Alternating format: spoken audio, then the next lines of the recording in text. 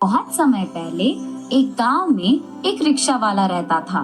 उसका नाम सुदेश था और वो बहुत कंजूस स्वभाव का था। किसी पे खर्चा उठाने के लिए और किसी का खर्चा लौटाने के लिए वो बहुत कंजूसी करता था, पर दूसरों से हमेशा ज्यादा पैसे की उम्मीद करता है। सुदेश हर रोज सुबह ऑटो रिक्शा को चलाना शुरू करता था। गिराकी के लिए वो गांव के बीच के चौरस्ते पे एक ऑटो स्टैंड में अपने ऑटो के साथ ग्राहकों के लिए इंतजार करता था। आए हुए ग्राहक को अपने रिक्शा में बिठा के उनके चहीते स्थान पर छोड़कर दूरी के अनुसार पैसे लेता था।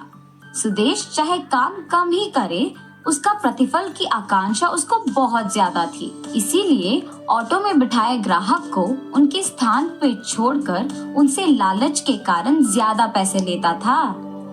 एक दिन ऐसे ही सुदेश ऑटो स्टैंड पे गिराकी के लिए इंतजार कर ही रहा था जब एक बुजुर्ग आके वहाँ के एक ऑटो ड्राइवर से कहते हैं, बाबू उस चौथे गली तक लेके जाओगे? हाँ जी भाई साहब, आऊंगा। कितना लोगे बाबू? 30 रुपए। अरे इतना? 15 रुपए ही तो है। नहीं नहीं, दाम बढ़ गए भाई साहब। तुम नहीं तो कोई और ही सही, जाओ जाओ। ऐसे कहकर वहाँ से सुदेश के ऑटो के पास आकर उसे पूछते हैं कि चौथे गली के लिए वो कितना लेगा। अरे आप आइए तो सही, आप बस ऑटो में बैठ जाइए, मैं लेके जाता हूँ। और ऐसे सुदेश बिना दाम बताए उस बुजुर्ग को ऑटो में बिठा देता है। मंजिल आने पर जब उस बुजुर्ग ने 15 रुपए दिए तो उसको इनकार करके दूसरे ऑटो ड्राइवर के बताए 30 रुपए के दाम से भी बढ़कर 35 रुपए मांगता है। बुजुर्ग के बहुत कहने पर भी सुदेश 35 रुपए से एक कदम भी नीचे नहीं आ रहा था। ऐसे ही थोड़ी देर बाद उस बुजुर्ग हार मान गए। तुमसे क्या लड़ना? खड़ा होके मेरे पैर को थकान और बहस करके मेरे जीभ सूखा पड़ गया। ये लो तुम्हारे 35 रुपए। अगली बार कभी तुम्हारे रिक्शा में मैं नहीं बैठूंगा। ऐसे कहकर वो बुजुर्ग वहाँ से चले जाते हैं, लेकिन सुदेश उनके बातों पे बिल्कुल ध्यान नहीं देता है और 35 रुपए मिलने पर बहुत खुश हो जाता है और वहाँ से चला जाता है।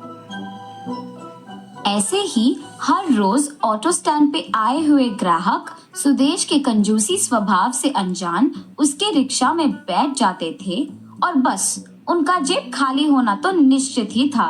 इन सब से अनजान ऑटो स्टैंड के बाकी रिक्शा वाले, अरे सुदेश, क्यों हर रोज कम दाम पे ग्राहकों को बिठा के अपने ऑटो में ले जाते हो? सुदेश, इतना भोलापन भी अच्छा नहीं है भाई।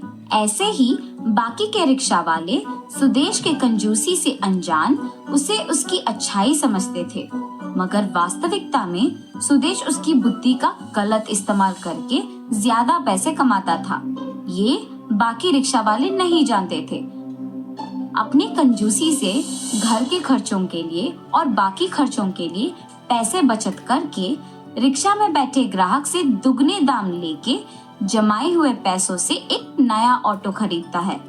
नए ऑटो में स्टैंड पर आए हुए सुदेश को देख के बाकी रिक्शा वाले चौंक जाते हैं।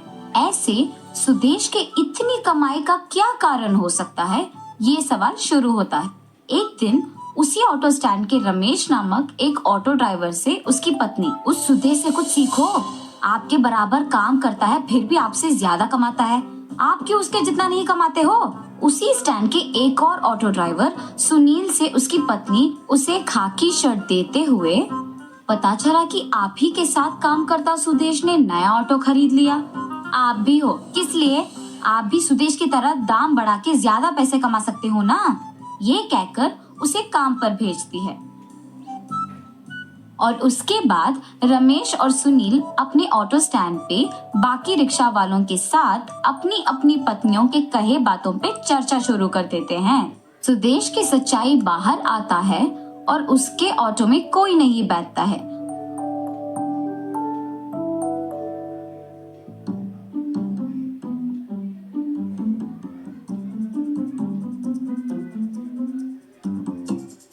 उनको ये जानकर खुशी होती है कि सारे गांव वाले अब से उन्हीं के पास जाएंगे और सुदेश के पास नहीं जाएंगे। जैसे सबने सोचा वैसे ही सुदेश के रिक्शा के पास कोई भी नहीं गया। वहाँ के लोग सारे बाकी रिक्शा में ही जाते थे। सुदेश की सच्चाई समझ में आने के बाद उसके स्टैंड वाले भी उससे बात करना छोड़ देते हैं। ग्राहक के उसके पास ना आने के कारण उसकी ऐसी स्थिति आ गई थी कि अब उसके पास खर्चों के लिए भी पैसे नहीं थे। निरंतर बारिश के कारण ऑटो स्टैंड पे बाकी रिक्शा वाले नहीं रहते थे, लेकिन सुदेश वही रहता था, हर रोज ग्राहक के इंतजार में, ये सोचकर कि बारिश के बहाने और किसी और रिक्शा वाले के ना होने पर वो अब ग्राहक से बहुत ज्यादा पैसे ले सकता है। लेकिन भारी बारिश में ऑटो चलाने के कारण उसका इंजन खराब हो जाता है और वो अपना ऑटो मैकेनिक को देता है ठीक करवाने के लिए।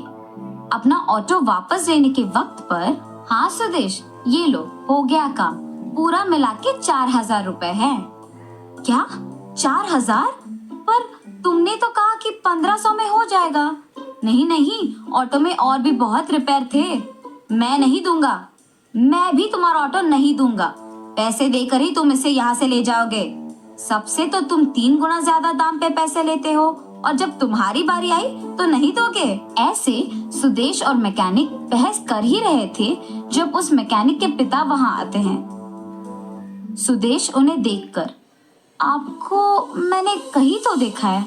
एक बार 15 रुपए को जब मैंने चौथे गली में छोड़ने के लिए कहा तो तुमने बाकी लोगों के जैसे 30 भी नहीं बल्कि 35 रुपए लेकर मुझे गली के अंदर, यहाँ शेड के पास भी नहीं बल्कि गली के एकदम शुरुआत में छोड़ दिया। और जब मैंने कहा कि बस 10 ही तो कदम है तो तुमने कहा कि चल के जाओ। याद आया? हाँ हाँ याद आया। तो तुमने पहचान ही लिया मुझे। तुम्हारे समस्या का हल अब मैं बताता हूँ, सुनो। तुम्हारे कहे 1,500 नहीं और मेरे बेटे के कहे 4,000 भी नहीं।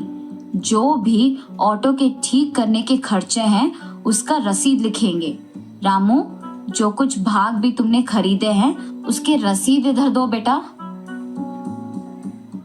ऐसे कह के सुदेश के आंखों के सामने ही वो बुजुर्ग सारे रसीदों को दिखा के बिल लिखता है और बिल 3,800 का आता है।